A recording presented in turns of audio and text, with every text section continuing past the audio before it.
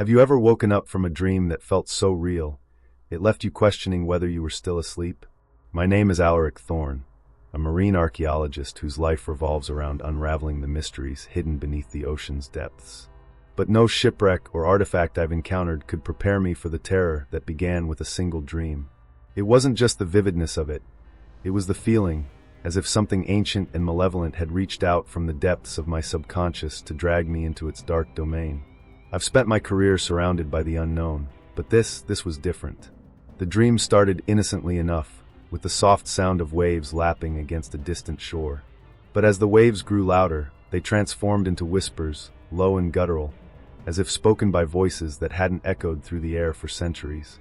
My vision was consumed by darkness, broken only by the faint glimmer of moonlight on a vast, endless expanse of black water. It stretched out before me, the horizon obscured by a thick, undulating fog. The water was unnaturally still like liquid glass, yet beneath its surface I sensed movement, slow, deliberate, and watching. A chill ran down my spine as I felt the oppressive weight of an unseen presence. My breath quickened, and though I told myself it was just a dream, I couldn't shake the sensation that something was pulling me forward, deeper into the abyss. Then, a shadow appeared on the horizon. It grew larger with each passing second, its shape indistinct but monstrous, radiating an aura of dread that made my chest tighten. I tried to turn away, to force myself awake, but the shadow held me in place, its tendrils of darkness reaching into my mind. Before we dive deeper into this chilling story, I need you to take a moment. If you have the courage to explore the unknown, subscribe to this channel and leave a like, because the tale I'm about to share will test the limits of what you believe is real. And trust me, once you hear it, you'll never look at the ocean, or your own dreams, the same way again. It all began on a night that seemed eerily quiet, the kind of silence that feels unnatural, as if the world itself is holding its breath. That night, I slipped into a dream so vivid it was indistinguishable from reality. I found myself standing on the edge of a shoreline, but the beach was unlike any I had ever seen. The sand beneath my feet was black as coal, gritty and wet, and the ocean before me churned with an unsettling darkness. The waves didn't crash, they pulsed, their movements synchronized with a deep, rhythmic sound that echoed like a heartbeat. A dense, acrid smell filled the air, a blend of brine and decay that clung to my senses. It was the kind of smell that reminded you of something dead and forgotten, lying just beneath the surface. My eyes were drawn to the water, its surface unnaturally reflective, catching glimmers of pale light from a moon that hung low in a crimson-streaked sky. But what truly unsettled me was the silence, a hollow, oppressive silence interrupted only by the faint whisper of the wind and that unrelenting heartbeat, as though the ocean itself was alive. I took a step forward, my foot sinking into the damp, cold sand. Suddenly, a sound sliced through the air, a low, guttural groan that sent a jolt of fear racing through me. I froze, straining to see through the swirling mist that clung to the water like a shroud. Shapes began to form within the fog, shifting and twisting unnaturally. It was impossible to tell whether they were real or a cruel trick of my imagination. My breathing quickened, and I turned to look behind me, only to find the shoreline stretching endlessly in both directions, devoid of any landmarks or signs of escape. The fog seemed to thicken, creeping toward me like fingers of smoke. As it drew closer, I noticed something beneath the surface of the water. At first, it was subtle, a faint ripple that disrupted the mirror-like stillness. But then it grew, the ripple transforming into a shadow, long and sinuous, slithering just below the surface. My body tensed as the shadow stopped, directly beneath where I stood, and for a moment, everything fell deathly still. Then, without warning, the water erupted. A massive black shape burst from the depths, its form obscured but undeniably monstrous. Its movement sent waves crashing toward me, and the sand beneath my feet gave way as I stumbled backward. The air filled with the sound of rushing water, and a deafening roar that felt like it was coming from everywhere and nowhere at once. I couldn't move, couldn't breathe. Its presence was overwhelming, suffocating, and filled with a malice so profound it pierced my very soul. And then, just as suddenly as it began, the chaos stopped. The creature was gone, and the ocean returned to its eerie calm. I was left standing there, trembling and drenched in sweat, unable to comprehend what I had just witnessed. But even as I tried to convince myself it was over, a voice whispered from the fog, a voice that didn't belong to any living thing. It spoke a single word, low and guttural, echoing in my mind like a brand seared into my thoughts. Erithus. Little did I know, this was only the beginning of the nightmare. As I stood frozen, the world around me began to shift in ways that defied logic. The fog thickened, swirling in patterns that seemed almost purposeful, as if the mist itself was alive and watching. Shapes began to emerge from the shadows, indistinct and grotesque, always just at the edge of my vision. They flickered in and out of existence like phantoms, their outlines writhing and distorted. The oppressive silence was broken by faint sounds, whispers in a language I couldn't understand, a dragging noise like something heavy being pulled through the wet sand, and the occasional splash of water far too close for comfort. Every instinct screamed at me to wake up, but no matter how hard I tried, I was trapped in this dream, or perhaps this reality. As I took cautious steps forward, the ground beneath me began to change. The wet sand turned coarse and uneven, as if shards of bone were mixed within it. Each step sent a shiver up my spine as the ground gave a sickening crunch underfoot. My breath came in shallow gasps, the air growing colder with each passing moment, and the salty, acrid stench intensified until it felt like I was choking on it. Ahead, the black water stretched endlessly, its surface unnervingly still. But the longer I stared, the more I realized it wasn't empty. Small, circular ripples appeared intermittently, as though something just beneath the surface was watching, waiting. Then I saw it, a faint glimmer of light, barely perceptible, emanating from a point deep within the water. It was mesmerizing and unnatural, like a flame struggling to burn underwater. Against my better judgment, I moved closer, each step amplifying the sense of dread that clawed at my chest. As I approached the water's edge, the whispers grew louder, overlapping into a cacophony of dissonant voices. They spoke in tones of anger, sorrow, and desperation, their words indecipherable, yet filled with malice. The light beneath the surface pulsed rhythmically, like a heartbeat in time with the oppressive thrum that filled the air. I knelt down, my reflection rippling in the dark water, and for a moment, everything fell silent. Then, without warning, a hand burst from the depths, its fingers impossibly long and clawed, grasping wildly at the air. I stumbled back, my heart hammering in my chest, as the water exploded with movement. Shapes surged beneath the surface, twisting, writhing forms that defied comprehension. The hand vanished as quickly as it had appeared, but the ripples it left behind spread outward, their concentric rings glowing faintly in the darkness. My eyes darted to the shore, searching for a path to escape, but the landscape had changed.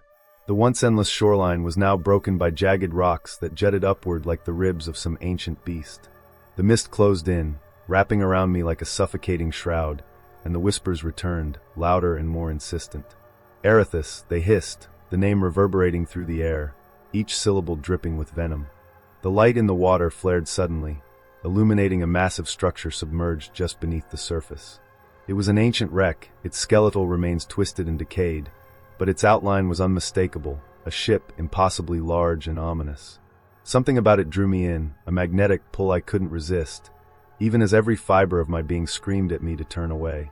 As I reached the water's edge again, a sudden chill swept over me, freezing me in place. My reflection stared back from the surface, but something was wrong. The figure in the water didn't mimic my movements. It stared at me with hollow, empty eyes, its face twisted into an expression of agony. And then it smiled. The last thing I remember before the world went black was the sound of laughter, low, guttural, and inhuman, echoing all around me. Whatever was lurking in the dark waters wasn't just watching anymore. It was waiting for me to take the next step. The mist thickened around me, so dense it felt like I was walking through a veil of shadows. My chest tightened, each breath labored as the air grew colder, heavier, carrying an inexplicable weight of dread. Ahead, a faint glow pierced the oppressive darkness, a sickly green light emanating from the wreck of the massive ship submerged in the black water. Its skeletal frame rose from the depths like the spine of a beast long dead, but never truly gone. The whispers grew louder, overlapping into a haunting chant that echoed in my ears, in my mind, in my very soul. Drawn forward by an unseen force, I crossed the threshold of the ship, the water lapping at my feet as if reluctant to let me pass. Inside, the air seemed to vibrate with an unnatural energy, and the temperature plummeted further. The walls of the wreck were coated in something wet and glistening, a substance that pulsated faintly as if alive. Every surface was etched with strange symbols, their jagged lines glowing faintly, casting eerie shadows that danced like living things. In the center of the ship's hollowed-out hold stood a stone altar, impossibly pristine despite the centuries it must have spent underwater. It radiated the same sickly green light that had guided me here, its surface covered in symbols that seemed to shift and writhe when I tried to focus on them. Around the altar lay remnants of the past, broken pieces of jewelry, shattered pottery, and what appeared to be skeletal remains, their shapes twisted and unnatural. The sight sent a shiver of nausea through me, but something deeper, some primal part of me, was terrified beyond reason. As I approached the altar, the chanting whispers rose into a deafening cacophony. My heart pounded violently in my chest, each beat reverberating in my ears as if echoing the pulse of the ship itself. I reached out, compelled by a force I couldn't understand, and the moment my fingers brushed the cold stone, the entire wreck shuddered violently. The green light flared, flooding the space with a blinding glow that burned my eyes and seared into my mind. Then, from the depths of the water surrounding the ship, it emerged. A monstrous form, larger than anything I could have imagined, rose with an agonizing slowness. Its body was a mass of writhing tendrils and scales, glistening with an otherworldly sheen.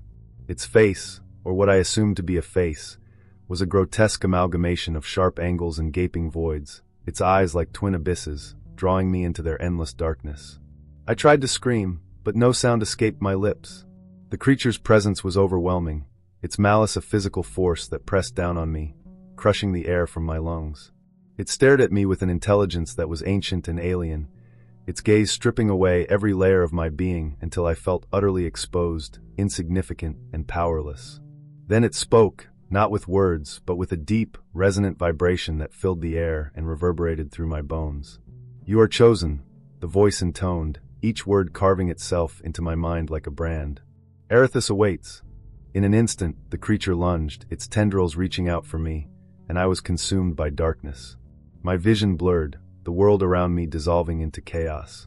I felt myself falling, an endless descent into cold, crushing nothingness. And then, just as suddenly as it began, I awoke, gasping for air, drenched in sweat, and shaking uncontrollably. I was back in my bed, the room silent except for the frantic beating of my heart. But something was wrong. My skin prickled with an unnatural chill, and the faint scent of salt and decay lingered in the air. I looked down at my hands and froze. Carved into my palm was a single, glowing symbol, the same one I had seen on the altar.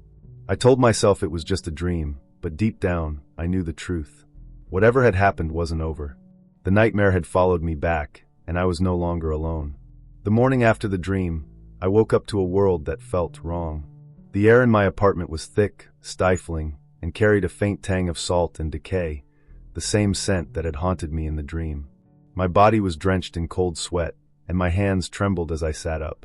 The glowing symbol on my palm had faded, but faint scars remained, etched into my skin like an unholy brand. I tried to convince myself it was nothing, but deep down I knew this wasn't over. Driven by an unshakable unease, I couldn't stop thinking about the shipwreck from the dream.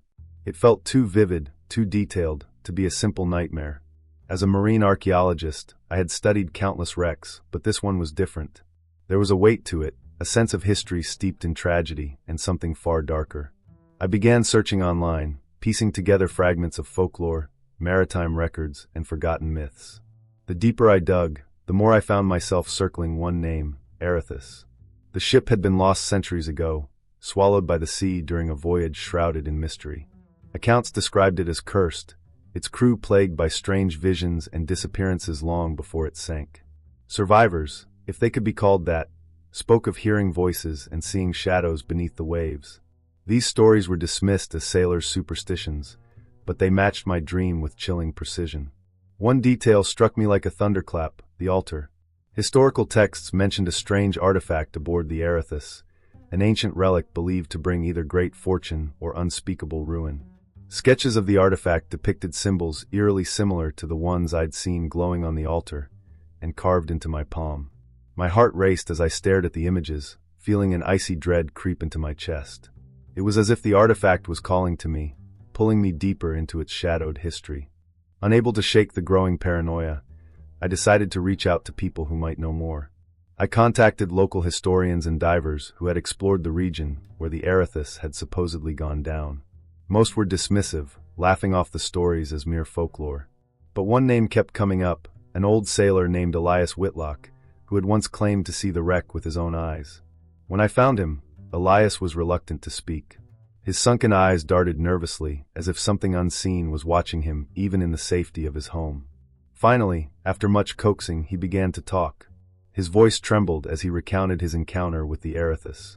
He had been part of a salvage crew decades ago, and their equipment had detected the wreck deep beneath the ocean's surface. "What we saw," Elias whispered, his face pale, "wasn't meant to be found. The water, it wasn't right. It moved wrong. And the voices, they were everywhere. We didn't stay long. The others wanted to go deeper, but I knew better. Something's down there, something waiting." Elias showed me an old journal from his time on the expedition, its pages filled with frantic sketches of the wreck, the altar, and the same symbols I had seen. My blood ran cold as I recognized one particular sketch, the glowing sigil, now etched into my palm.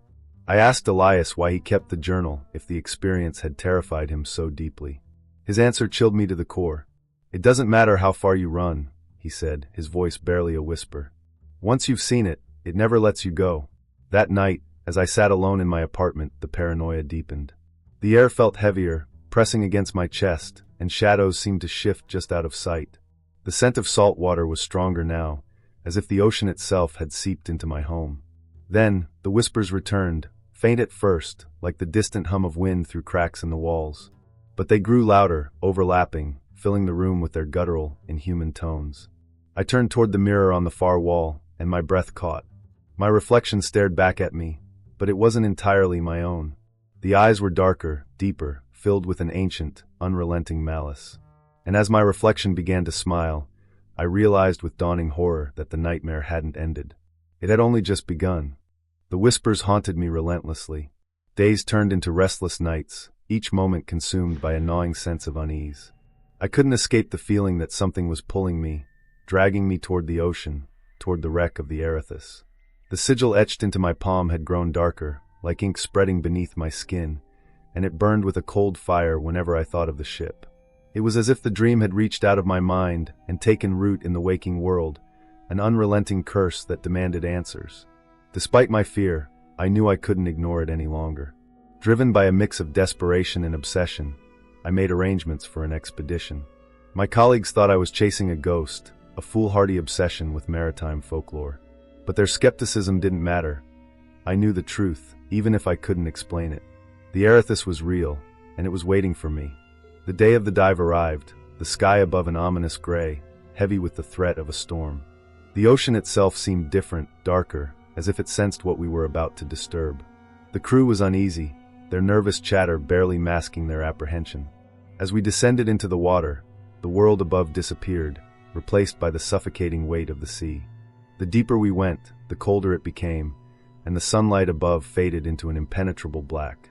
Then we saw it, the wreck of the Erithus. Its skeletal remains loomed out of the darkness, twisted and broken, yet emanating an unnatural presence. The water around it seemed thicker, heavier, and the beam of my flashlight struggled to penetrate the murky gloom. The wreck didn't just sit on the ocean floor, it seemed to pulse with life, as though the ship itself was breathing. As we approached, the whispers returned, faint but insistent, vibrating through the water and into my very bones. My heart raced as I glimpsed the familiar sigils carved into the ship's hull, glowing faintly like embers in the darkness. It was exactly as I had seen in my dream. My dive partner, Dr. Lila Marrow, swam closer, her movements hesitant. She had reluctantly agreed to join me, though her skepticism had been clear. Now even she seemed shaken, her eyes wide behind her mask as the sigils pulsed brighter with every stroke. We entered the wreck through a jagged opening in the hull, the interior more haunting than I could have imagined. Strange, unnatural growths clung to the walls, their slimy surfaces shimmering with faint bioluminescence. The air, or rather, the water, felt electric, charged with a malevolent energy that pressed down on us like a vice. Every creak of the ship's decaying frame sounded amplified, like the groaning of some massive, unseen creature. Deeper inside, we discovered the altar. It stood at the center of the wreck, pristine and untouched despite the centuries it had spent submerged. The sigils carved into its surface pulsed in time with the whispers, and I felt the same compulsion I had in the dream, a pull I couldn't resist. My breathing quickened as I approached, my hand trembling as I reached out to touch the stone. Before I could make contact, Lila grabbed my arm, her voice distorted through the comms. "Don't touch it. Something's wrong here." Her tone was filled with a fear I'd never heard from her before. But before I could respond, the wreck shuddered violently. A deep, resonant hum filled the water, growing louder and louder until it became a deafening roar. The sigils on the altar flared with a blinding light, and the whispers became screams, guttural and inhuman. The water around us churned violently, and the temperature plummeted. Then from the shadows it emerged, a massive, serpentine figure, its body coiled and writhing, its scales reflecting the sickly green glow of the altar. Its eyes were twin voids, pulling me into their endless depths, and its presence radiated an overwhelming malice. Lila screamed, her voice drowned by the cacophony, as the creature surged toward us. I felt its tendrils brush against me, cold and unyielding, and for a moment, I was paralyzed by its sheer enormity. Then, just as it seemed we would be consumed, a burst of light erupted from the altar, and everything went black. When I regained consciousness, I was back on the boat, gasping for air, my body trembling uncontrollably. Lila sat beside me, pale and shaken, clutching a strange object, a black, pulsating orb covered in the same sigils as the altar. Neither of us could explain how we had escaped, but the whispers had stopped, replaced by an oppressive silence. That night, I lay awake, staring at the sigil on my palm, which now burned faintly in the dark. The orb sat on the table across the room, its surface pulsing rhythmically like a heartbeat. I knew we hadn't escaped. The Erethus had let us go, but only because it wasn't finished with us. Something ancient and malevolent had been awakened, and it wasn't going to let us forget. The orb sat on my desk, its surface pulsating faintly with a sinister light that seemed alive. It was unlike anything I'd ever seen, an artifact that radiated an ancient, malevolent energy. Its rhythmic pulses felt synchronized with my heartbeat, as though it were tethered to me. Lila and I stared at it in silence, the weight of what we had brought back pressing down on us like a storm cloud ready to burst. The whispers, which had disappeared after the dive, returned faintly, barely audible but laced with malice. I couldn't stop myself. Something deep within compelled me to reach out and touch the orb, my fingers brushing against its cold, unyielding surface. The moment I made contact, a violent shock coursed through my body, and the room dissolved into darkness. When my vision cleared, I wasn't in my apartment anymore. I was back on the wreck of the Erethus, submerged in an ocean of suffocating blackness. But this time I wasn't dreaming. The ship loomed around me, more alive than ever, its skeletal frame glowing with the sigils that now burned brighter than before. The water seemed thicker, heavier, as if it carried the weight of the centuries-old curse that clung to the wreck. The whispers erupted into a deafening chorus, their guttural tones overlapping, filled with anger and desperation. They weren't just sounds, they were voices, pleas, warnings, and commands all at once. Then it appeared. From the depths of the wreck rose the massive, serpentine form of the creature I had seen in the dream. Its eyes were twin abysses, pulling me into their infinite void, and its tendrils writhed with a dreadful purpose. It towered over me, its presence suffocating, its malice tangible. The creature didn't attack, it observed, as though deciding my fate. At the heart of the wreck, the altar glowed with an intense green light, and on it sat a second orb, identical to the one we had retrieved. The whispers coalesced into a single voice, deep and resonant, that spoke directly into my mind. "You have trespassed. Now you must choose." The creature slithered closer, its movements impossibly smooth and deliberate. Its voice echoed in my thoughts, showing me visions of what could be. One path led to darkness, a life consumed by the curse, with the sigils spreading across my skin, binding me forever to the Erethus and its ancient power. The other path, it claimed, would break the curse but demand a sacrifice, something more precious than I could imagine. As I stood there, trembling, Lila's voice cut through the chaos. "Alaric, don't trust it." I turned and saw her standing on the deck of the wreck, her face pale and streaked with terror. Somehow, she had been pulled into this nightmare with me, her presence both a comfort and a curse. The creature turned its gaze toward her, its abyssal eyes narrowing.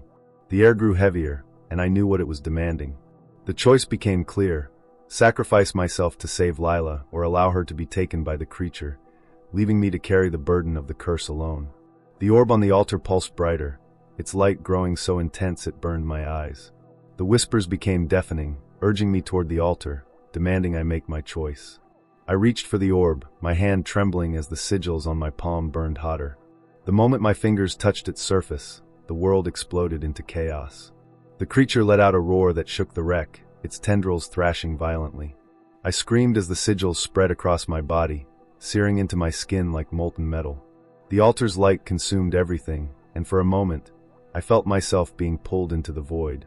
When I woke, I was back in my apartment. The orb was gone, but the sigils remained, now etched deeply into my skin, glowing faintly in the dim light.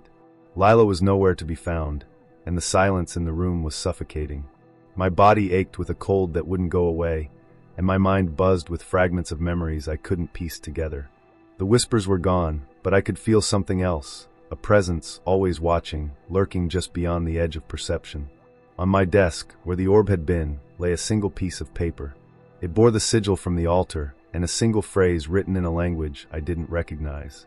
Yet somehow I understood. The debt is paid, but the curse endures.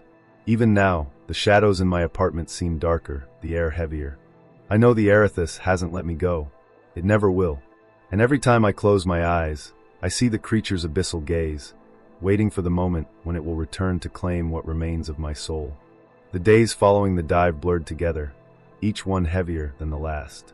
The whispers had gone, but the silence that replaced them was somehow worse, thick, oppressive, and filled with an unspoken tension, like the pause before a storm. My apartment no longer felt like a sanctuary. Shadows clung to the corners of every room, stretching unnaturally as if alive. The sigils burned faintly on my skin, their glow pulsing in rhythm with my heartbeat, a constant reminder that I had brought something back with me. It wasn't just the shadows. Strange occurrences followed me wherever I went. Lights flickered erratically, electronics buzzed with static, and reflective surfaces seemed to hold faint, distorted images, shapes and figures that vanished the moment I turned to face them. I could feel eyes on me, always watching, just out of sight. At night, I would wake in a cold sweat, certain that something stood over me, only to find my room empty, but for the faint scent of salt and decay lingering in the air. I tried to reach out to Lila, desperate for answers or even just a sense of solidarity. But she was gone. Her phone was disconnected, her apartment empty. It was as though she had never existed. Yet I knew she had. Her face haunted my dreams, pale and terrified, just as it had been in the wreck. The memories of the choice I had made burned in my mind, though the details remained frustratingly fragmented. I couldn't remember how I had escaped, only that I had left something, or someone, behind. The orb was gone, but its presence lingered. The sigils etched into my flesh grew darker with each passing day, spreading like roots under my skin. They burned whenever I thought about the Erithus or the creature that had marked me. The whispers had been replaced by something deeper, a sensation of dread that settled in my chest like a stone. It was as if the ship's curse had fused with me, binding me to its ancient, malevolent will. One night, as I sat at my desk, trying to piece together the fragmented memories, I noticed something strange. The sigils on my palm began to glow brighter, casting faint, flickering shadows across the room.